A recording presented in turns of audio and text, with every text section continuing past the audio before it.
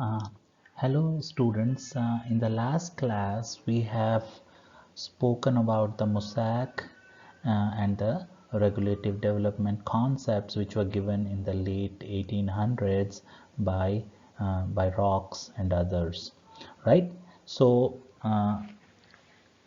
people have used different model organisms in the field of developmental biology, and particularly if you see, they have some people have worked with C. elegans, which is a transparent, and it has exactly some 950 odd cells, whereas some others have used Xenopus as a model system,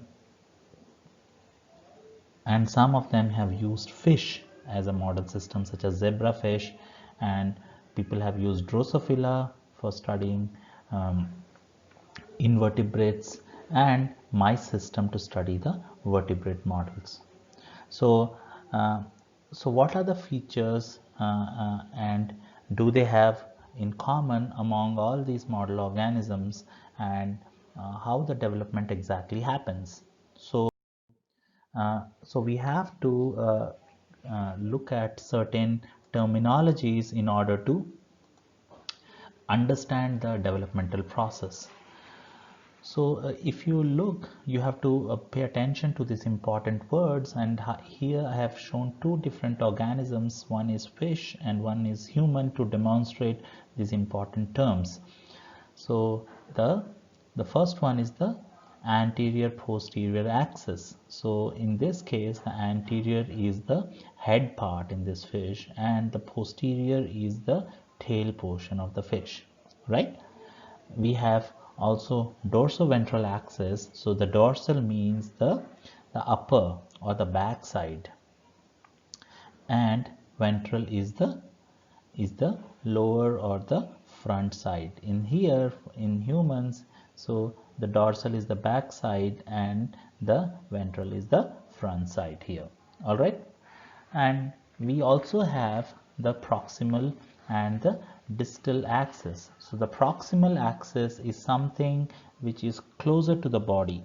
Here you can see the proximal axis is closer to the body, whereas the distal axis means it is farther from the body. Okay, so the lateral is the side portion, to the side. Lateral means and we have covered in the previous classes as well, the haploid is one set of chromosomes. Mostly the germ cells have one set of chromosomes, and the diploid has two sets of chromosomes. All right. So so this I have shown this in several times, and this is the egg. So this is the egg cell, and if you look at the egg cell, it has two different regions. One is the animal region and the other is the vegetal region. So this is the upper part is the animal region, and bottom is the vegetal region of the egg. If you look very carefully, this place wherever the sperms enters into the egg cell during the fertilization process will lead, the opposite of it would lead to the formation of the dorsal side, which is the head part. Okay, so this is very important, and the opposite of dorsal becomes the ventral part. So the place where the sperm enters and fertilize the egg, exactly opposite to that is the dorsal end, which will develop into the head part. You have seen this egg, and this has two different you know regions, wherein this is a dark region and this is a lighter region. In the earlier days, when people saw this under the light microscope, they saw one was more darker than the other end. So the vegetal pole was more lighter in color, and gradually, once the fertilization happens, after few hours of there is there are gradients which will be made within the cell, wherein this darker and the lighter regions shuffle. You can see the pigmentation will change in this, and finally this region would give rise to the ectoderm, and the vegetal part gives rise to the endoderm, whereas the central portion which gives rise to the mesoderm. So the mesoderm, as in the previous experiments we have discussed, that it gives rise to the blood vessels and the blood cells. The somites are the specialized cells which gives rise to the basic structure. So they are the primitive cells, initial cells, which give rise to the structure of the cell, such as it gives rise to the muscles, ligaments, and it will give rise to bones. So these are the cells, and these, so in the coming slides I'll show the typical frog development, wherein you can see the frog egg being fertilized and how these cells develop and multiply. So if you look at this, so like I mentioned before, the top one is the animal pole, or we call it animal hemisphere, this particular portion, and the bottom part is the vegetal hemisphere. This is the lighter part, this is the darker part. So if you see from time 0 to first hour of development, you see this pigmentation has moved. So it takes few hours for these different gradients to get formed, and thereby further after several hours there will be cleavage which will be produced. So cleavage is the cell division starts to happen. So one cell, which is the fertilized egg, gets divided into two cells, and these two cells after 3.5 hours becomes 4 cells, and after 4.5 hours it becomes 8 cell stage. So this is how the cell number changes. So this picture shows the cells from 16 cell stage, which is at 5.5 hours after the development, up to the blastula, late blastula level, and which we have previously, I have broadly mentioned to you that during the frog development the cell division keeps happening, giving rise to a mass of cells. Okay, so during the blastula you will see a mass of cells being produced. So from 8 to 16, 16 to 32, 32 to 64, and likewise. So when we progress further, these pigments, so these pigmented cells starts to appear, and there will be formation of a blastopore in here, and also dorsal lip starts to form at 25th hour. So this blastopore would take a circular shape, and this has a yolk plug, and this blastopore starts moving towards the bottom of the fertilized egg, and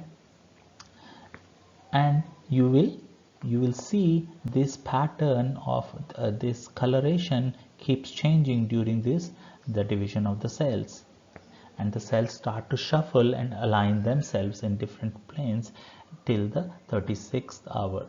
So this is the up to from 22nd to the 36th hour is the phase of gastrulation.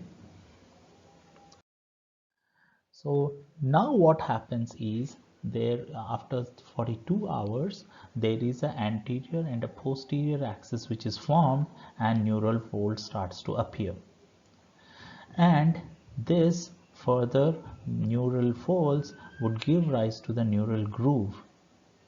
And you can see here the upper portion towards the anterior portion gives rise to the brain region of the neural folds, whereas towards the posterior part, the spinal cord region of the neural fold forms the spinal cord region here. So we have spoken earlier the father of developmental biology, wherein the Pander studies, which we have spoken in terms of the hallmark findings which he did in the chick embryos, and he studied the development. So what he studied was the three germ layers which are developing in the during, and he found that from the middle layer the blood cell or blood vessels are formed in the chick embryos early way back in 1700s.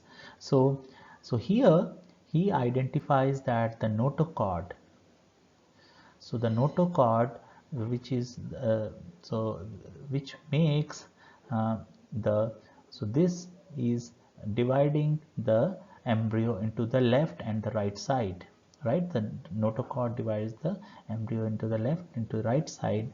The neural plate is initially generated, and the neural plate gradually forms neural folds. So this gets divided very clearly. The notochord divides the cell into the left and the right portions.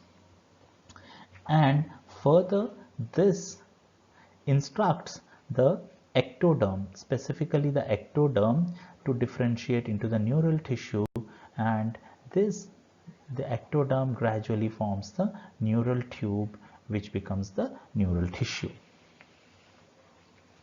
So this is what was mentioned, like I said. So these neural tube and the closing of neural folds happen, and gradually there will be formation of, the blastopore moves to the bottom and towards the posterior region, and the mucus gland starts to appear at the 50th hour. So during the 70th hour, so the eye, the gill plates and the tail buds can be visualized here. So tail bud in the posterior part, and this there also starts to form the dorsal and the ventral axis are also being produced during this hour. So further, so this mucus gland starts to develop, and this cloacal opening starts to develop in this, and this could be the anus part possibly. So this is the 100th hour of the Xenopus development, wherein you can see. So this is the just hatched larva, which is showing in the lateral view, wherein you can see the tail, the cloacal opening, and you can see the eye region, the olfactory, the sensing region, the gills, the mucus glands. So all of these glands can be very clearly visualized. So this was what we've had covered in the previous class, and wherein we have seen there are different phases after the fertilization: the cleavage, formation, the gastrulation phase, organogenesis phase, the larval stages, wherein and then the matured animal being produced here.